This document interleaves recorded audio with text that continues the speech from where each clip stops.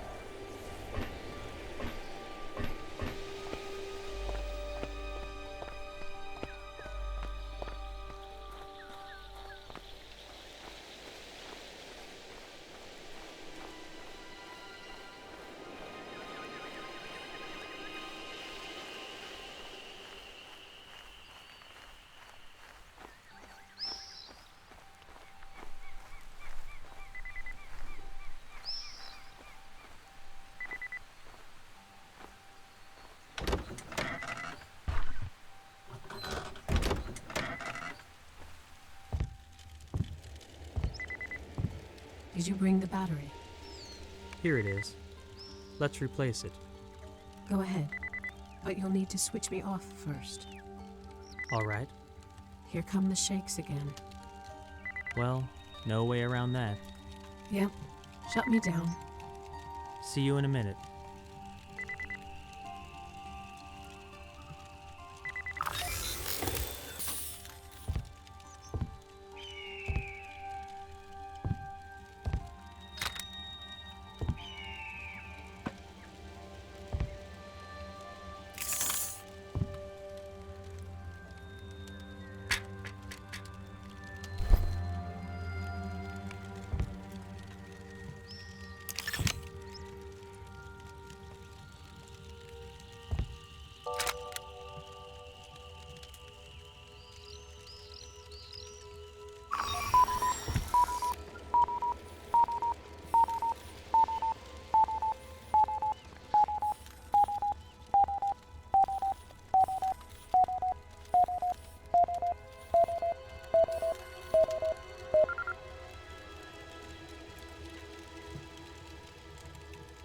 Two attacks in one day. I'm breaking records. Congratulations. Thanks. Well, did you find out anything? Yes. Did you find your number? My number? Oh, no, not yet. But I did learn what the children were treated for. Remember I told you that the shape of objects was important to them? I do. Well, their illness was called morphophobia, fear of a shape, or to be more precise, an aversion to it. What kind of shape? The human body. They couldn't stand the sight of a human body. That was their disease. What do you mean that they couldn't stand it? They would literally get sick, vomiting at the sight of any person. Their teachers, doctors, passers-by, their own parents, even seeing each other in the mirror. What did they dislike so much about the human body? We never did find the answer. The children weren't able to articulate their feelings. First of all, they were really young. And secondly, they were unable to communicate at all with anyone. Any attempt at communication caused suffering and psychogenic vomiting. What an unusual disease. Yes, which is why the treatment was likewise unusual. Now I know the purpose behind those strange activities. Playing with cubes, collecting parts, and so on. So why were they assembling an in-body on stage? To cultivate in the children a positive association with the sight of a human body. They were using those bits to independently assemble a fairy tale character, a positive character. And thanks to their efforts, a young woman would take the stage, the defender of beauty, protecting a blossoming garden from a wicked witch. The witch symbolized ugliness? Evidently. Beauty would triumph over ugliness, and the children rejoiced at their involvement in bringing about a happy end. Bit by bit, their repulsion toward the human body was thus dislodged from their psyches, replaced by a new mindset which filled the human body with beauty and goodness. But why did they need to go through a transfer? The transfer anchored this mindset. All the emotional experience obtained at the Gerbera Garden would anchor only in a new body. Otherwise, the therapy had no effect. I see. And the cubes? What was their purpose? The cubes have an extremely simple shape. Playing in the pavilions blunted the kids' excessive sensitivity. Their psyches were being simplified so as to start sewing in them trivial categories: good and evil, beauty and ugliness. Because their perception developed in an anomalous manner, the kids saw the world of shapes very differently, in a way that grown-ups could never understand. And there was no other way to save their lives other than to make them simpler. I'm still having trouble understanding. Hold on. Meyer. Hennebisch. My name is Ida Meyer. You remembered? I found a journal. It contains my data. Here. Ida Meyer, age 26, City of Geneva. My personal number. And a date. August 15th, 2058. What year is it, by the way? 76. Whoa. So, I'm a psychologist from Geneva, and I've been lying in Mongolian soil for 18 years. In a candy box. And not in soil, but in sand. Very well, in sand. And now I'm in a flower vase, trying to verify my number. Only, damn it, What? it's not working. The network interface, I can't get online. I guess the vase doesn't integrate with the web. Hennebisch, there's another network terminal underneath the TV. It's functional, only without power. If you can power it up, I'll be able to get online. I'll try. Let's see how the wiring is done.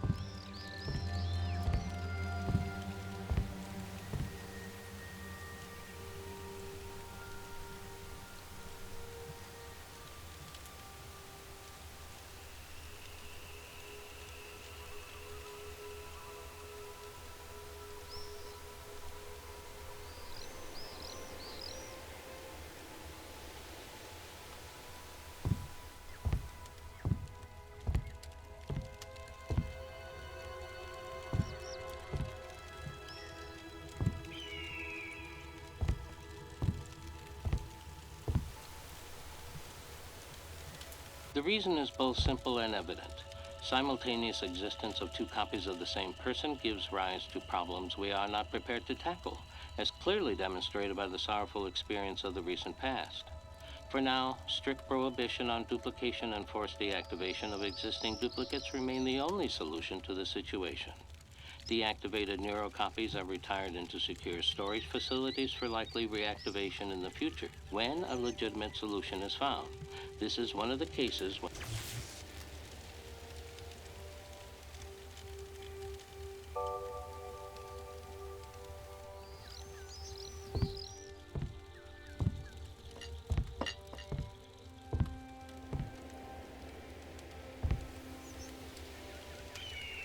Ida, our terminal burned down.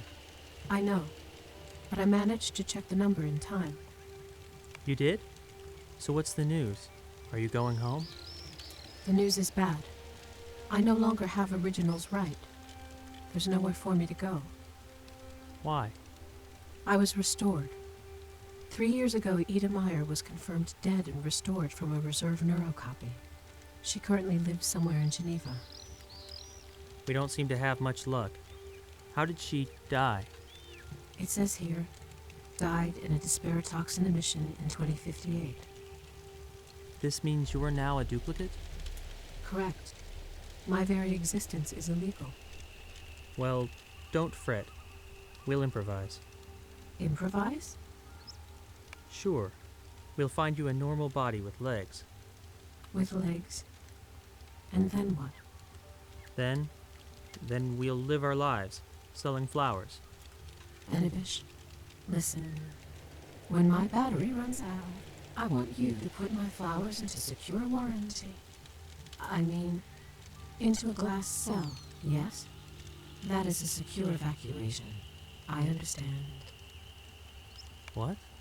What I mean is, please put my neurochip in a cell which, Enibish, into a camera of tides, or a camera of dreams. What's with your voice? I don't know. A camera of tides? What are you talking about? I'm malfunctioning somehow. My thoughts are out of order. But I think it's over. You need repairs. I don't need anything, Enibish. I'll be put to sleep soon. Disconnected. And for a long while, I bet. So you've decided... Yes. That is my decision. So you wake up and go right back to sleep. Got it. More like, wake up, get totally confused, then go back to sleep. What are you confused about? The explosion, for one thing. I haven't a clue how I'm connected to it. You got caught in an emission. That's just bad luck. No, Enibish, it's not that simple. I found another mention of my name, here, in the database, in the search history. Somebody was searching for information about me. So what? What's so strange about that? The fact that it was the only query for my name in the entire search history, made 20 minutes before the explosion. Who made the query? A man named Mark Daring. He's listed as transfer operator. The explosion happened on his shift. There's even a recording of it. And also, how curious. What? Going by the recording, there was an equipment breakdown not long before the explosion, at around the same time the query was made. Yes, I want to know what happened there. What kind of a recording is it? A report. It was saved automatically. It mentions some kind of a malfunction that, because it wasn't corrected in time, forced a modification in the transfer procedure. And no, I don't know the nature of the modification. I haven't yet figured it out. Why do you even care? Is that really important now? It is to me, because aside from these fragments of the past, I have more fragments of the past than... I mean... Ida. Hey, It happened again. I'm getting worse. I'll repeat. You need repairs. You need to know the cause of the problem before you can correct it, which I do not. Your voice is changing. If only it were just the voice. I'm at a loss. The reasons could be many. Could be my synchronizer is on the fritz. I've heard of cases when the neurochip malfunctioned due to a deteriorating link with the DNA. Either that or my neurocopy is failing. But if that's the case... What then? Nothing. Let's just hope it's the synchronizer. Let's. Then we'll replace it with a new one. Sure. There's a new one here in a small. Distance close. Give me the pavilion number. I'll go and get it. Is in 6 rooms soft. Got it. And, don't go crazy just yet. Try. Try. Yes.